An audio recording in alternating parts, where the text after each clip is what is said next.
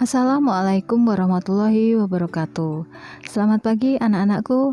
Bagaimana kabarnya anak-anakku SMP Negeri 15 Surakarta? Kita bertemu kembali di pembelajaran informatika dengan materi jenis-jenis koneksi internet.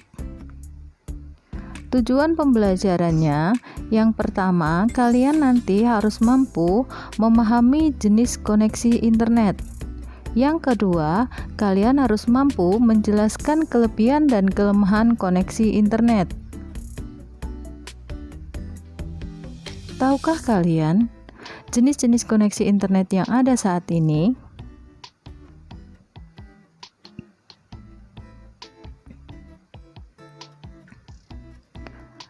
Peta konsep pembelajaran yang akan kita lakukan hari ini, yang pertama adalah ketika kita membicarakan koneksi internet, kita tidak akan lepas dari yang namanya penyedia layanan internet dan metode koneksi internet.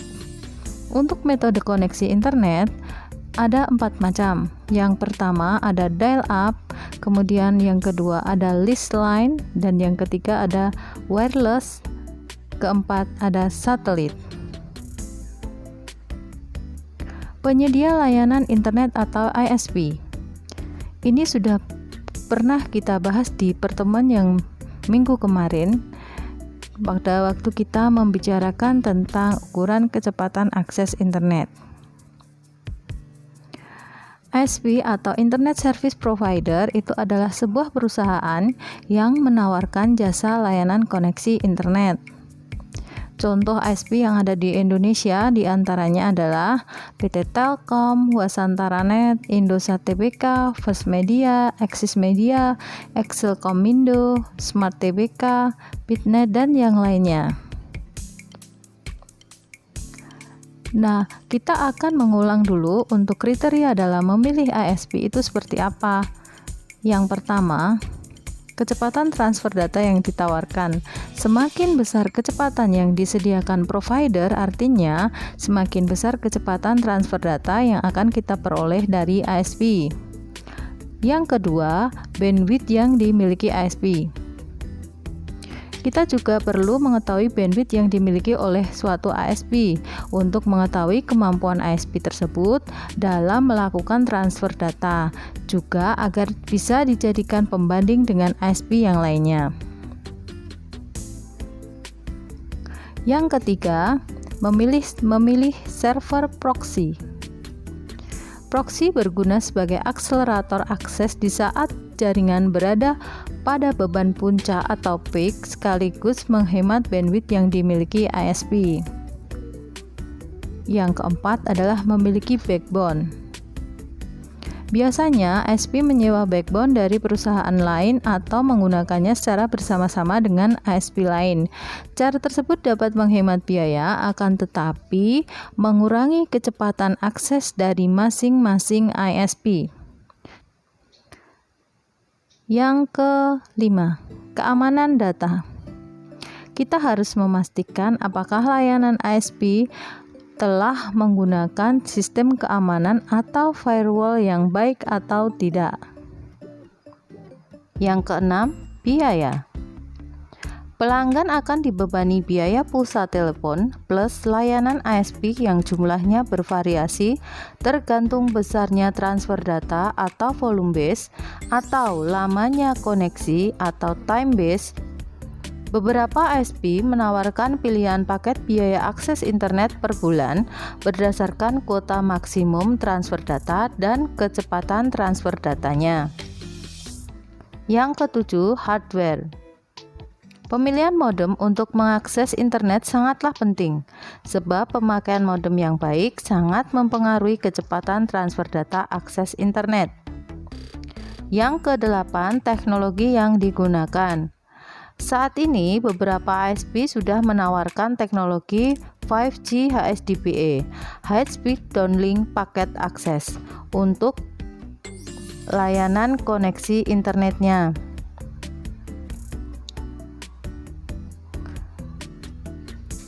Metode koneksi internet.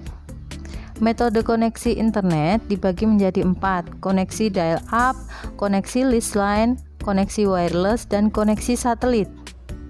Koneksi dial-up bisa dilakukan menggunakan telepon rumah, bisa juga menggunakan HP CDMA. Koneksi leased line bisa melalui jalur ISDN ataupun DSL. Untuk koneksi wireless, bisa menggunakan fixed wireless atau Wi-Fi hotspot dan telepon genggam.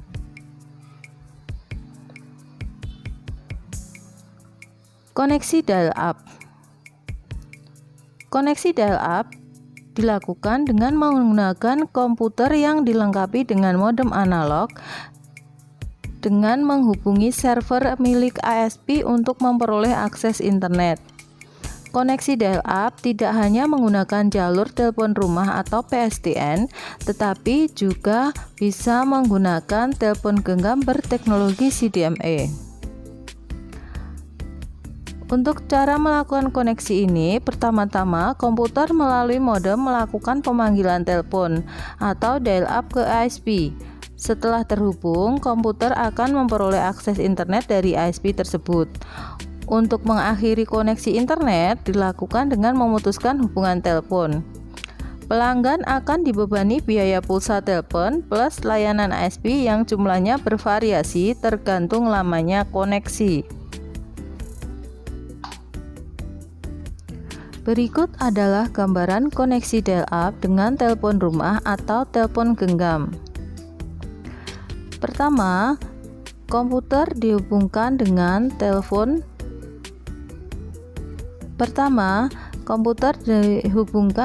Modem dial-up, kemudian masuk ke jaringan telepon di sini. Kemudian dihubungkan dengan ISP, kemudian ke internet. Untuk koneksi menggunakan HP CDMA, komputer dihubungkan dengan HP CDMA, kemudian telepon dengan teknologi CDMA ini masuk ke access point, kemudian masuk ke ISP, baru kita bisa mengakses internet. Itu gambaran jalur dari koneksi dial-up dengan menggunakan telepon rumah ataupun telepon genggam dengan teknologi CDMA. Kemudian kita lanjutkan.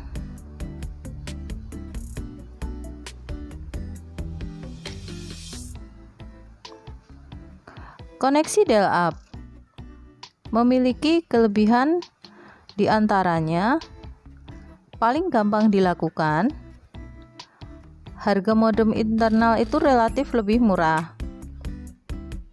Hampir semua laptop sekarang sudah terpasang modem untuk dial-up. Lebih sesuai untuk koneksi yang bersifat sesaat, misalnya untuk mengecek email.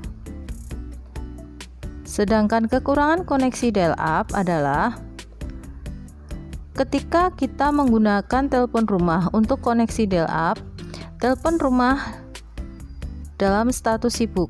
Begitupun sebaliknya, ketika telepon rumah sedang menerima panggilan masuk, otomatis koneksi internet terputus. Kecepatan koneksinya lambat. Kita lanjutkan ke koneksi leased line. Jaringan internet leased line artinya jaringan yang tersedia untuk mengakses internet selama 24 jam sehari. Hal ini berbeda dengan dial-up, di mana akses internet hanya tersedia pada saat kalian melakukan hubungan ke ISP. Oleh karena itu, jaringan leased line juga sering disebut sebagai jaringan dedicated line, yaitu jaringan yang dikhususkan untuk koneksi internet. Jaringan leased line dapat menggunakan jaringan telepon, kabel khusus untuk internet, maupun koneksi wireless.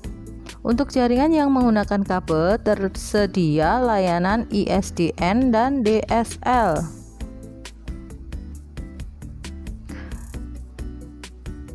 Untuk jaringan ISDN, ISDN merupakan komunikasi melalui jaringan telepon yang dapat memisahkan aplikasi suara atau data analog dengan data non-suara seperti teks, gambar, dan video atau data digital pada jaringan yang sama. ISDN dikembangkan pada jaringan telepon. Modem ISDN tidak mengubah data digital menjadi data analog atau seperti pada modem dial-up. Tidak ada proses modulasi maupun demodulasi. Modem ISDN hanya memproses data digital antara komputer dengan jaringan ISDN. Kecepatan transfer data dengan layanan ini mencapai 128 kilobit per sekon, lebih cepat dibandingkan dengan koneksi dial-up. Ilustrasi koneksi internet dengan ISDN.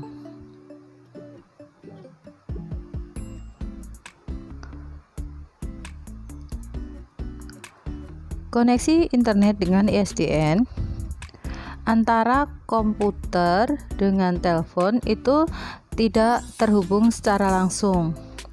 Keduanya terhubung melalui splitter di sini. Kemudian untuk telepon di sini, jadi splitternya ada di sini di modem ISDN ini. Kemudian masuk ke jaringan telepon, dihubungkan dengan ISP, kemudian baru bisa digunakan untuk mengakses internet.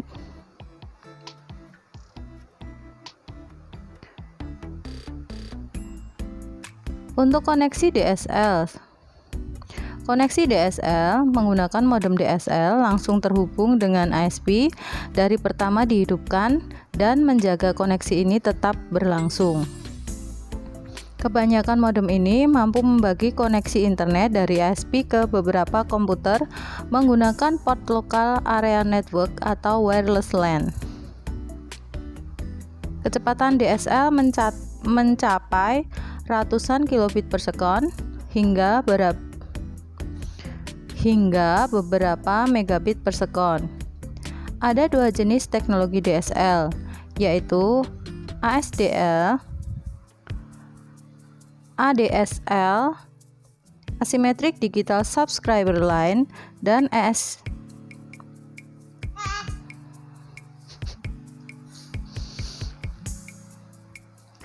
Kecepatan DSL mencapai ratusan kilobit per sekon hingga beberapa megabit per sekon. Ada dua jenis teknologi DSL, yaitu ADSL dan SSDL. Selain itu, tersedia juga layanan DSL yang lebih cepat dibandingkan DSL standar, yaitu HDSL dan VDSL.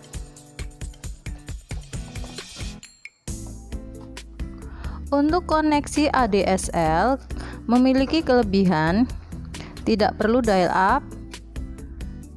Walaupun masih menggunakan line telepon dan terhubung ke internet selama 24 jam, kalian masih bisa tetap menerima dan melakukan panggilan telepon dengan menggunakan splitter yang disediakan oleh ISP yang kita miliki.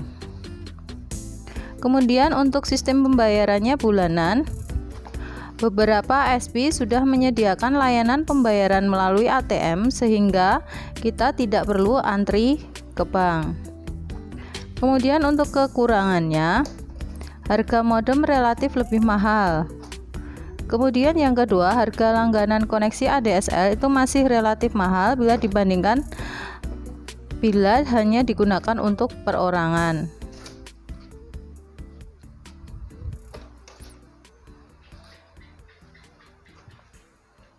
Kemudian pada jam sibuk koneksinya sering lambat dan kadang sampai terputus.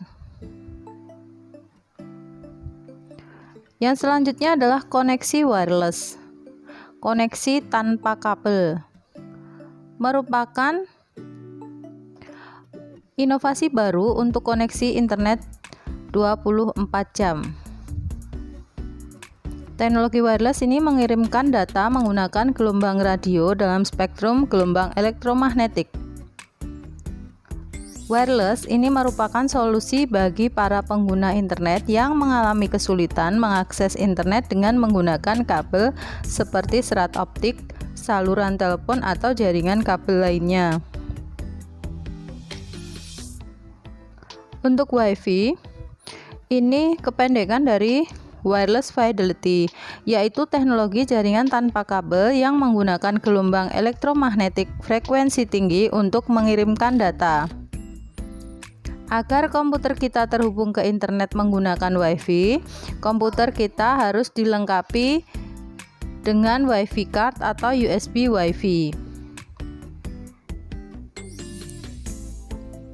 Ada 3 komponen yang terdapat dalam sebuah lokasi hotspot. Yang pertama, access point. Yang kedua, access controller. Yang ketiga, internet link. Perangkat yang menghubungkan lokasi hotspot dengan internet. Berikut ini adalah ilustrasi mengakses internet melalui jaringan wireless atau hotspot. Selanjutnya, untuk kelebihan dari WiFi, yang pertama, praktis ya,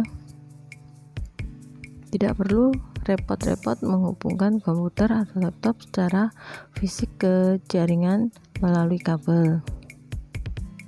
Yang kedua, pada umumnya laptop sekarang sudah dilengkapi dengan WiFi card sehingga kita tidak perlu membeli modem lagi untuk mengakses internet. Yang ketiga, gratis bila penyedia layanan tidak memungut biaya terhadap koneksi ini.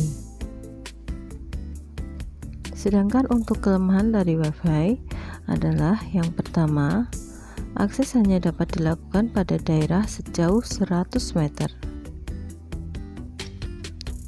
Yang kedua, kecepatan akses tergantung sinyal yang diperoleh. Artinya, semakin dekat dengan hotspot, sinyalnya semakin baik sehingga kecepatan yang diperoleh semakin tinggi dan sampai batas tertentu. Yang ketiga, jika kalian ingin memasang koneksi ini di rumah, kita harus membeli hub wireless terlebih dahulu. Yang keempat, koneksinya tergantung cuaca. Jika cuacanya baik, koneksinya bagus. Namun, jika ada hujan dan petir, biasanya menjadi lambat, bahkan bisa putus koneksinya. Selanjutnya adalah koneksi melalui telepon genggam. Koneksi internet melalui telepon genggam merupakan bentuk lain dari teknologi wireless yang diperuntukkan bagi peralatan bergerak atau mobile wireless. Pada tampilan ini merupakan perkembangan teknologi telepon genggam dari zaman ke zaman. Untuk yang gambar pertama, 1G itu memiliki kecepatan 2,4 kilobit per sekon. Kemudian yang 2G memiliki kecepatan 64 kilobit per sekon. Kemudian yang 3G memiliki kecepatan 2 megabit per sekon. Yang 4G memiliki kecepatan 100 megabit per sekon, dan yang 5G memiliki kecepatan lebih dari 1 gigabit per sekon. Untuk telepon genggam, koneksi dengan menggunakan telepon genggam ini memiliki kelebihan. Yang pertama, bisa digunakan di mana saja asal masih dalam jangkauan provider yang digunakan. Kemudian lebih stabil dibandingkan dengan jaringan CDMA dan dapat dibawa keluar kota.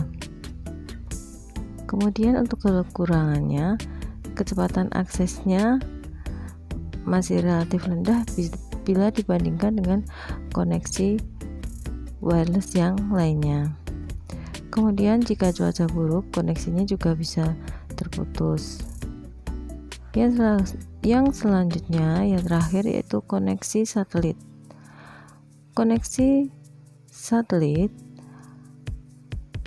Koneksi internet lewat satelit memanfaatkan satelit komersil yang berada di orbit geostasioner 3.600 km di atas permukaan bumi.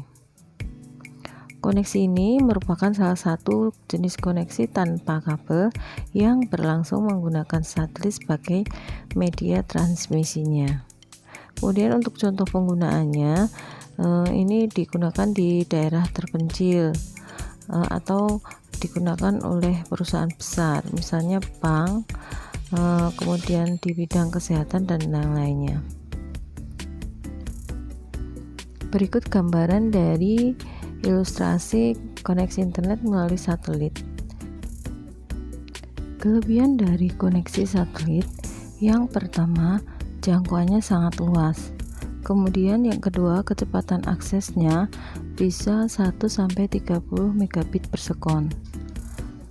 Kemudian untuk kekurangannya, rentan terhadap gangguan cuaca dan biaya yang dibutuhkan sangat mahal. Demikian tadi anak-anak materi jenis-jenis koneksi internet. Kita bisa menggunakan koneksi internet sesuai dengan kebutuhan kita. Misalnya, kalau kita di rumah menggunakan handphone, berarti teknologinya kita menggunakan koneksi internet dengan telepon genggam.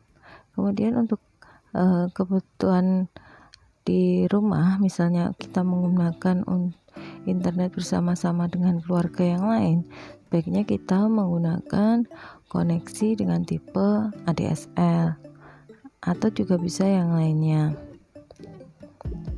Sekian untuk pembelajaran hari ini. Apabila ada pertanyaan, bisa kalian tanya di WhatsApp group ataupun Google Classroom kita. Dan untuk tugas hari ini bisa kalian lihat di Google Classroom. Terima kasih atas perhatiannya. Assalamualaikum warahmatullahi wabarakatuh. Semangat sehat, semangat belajar di rumah, Libelska Jaya.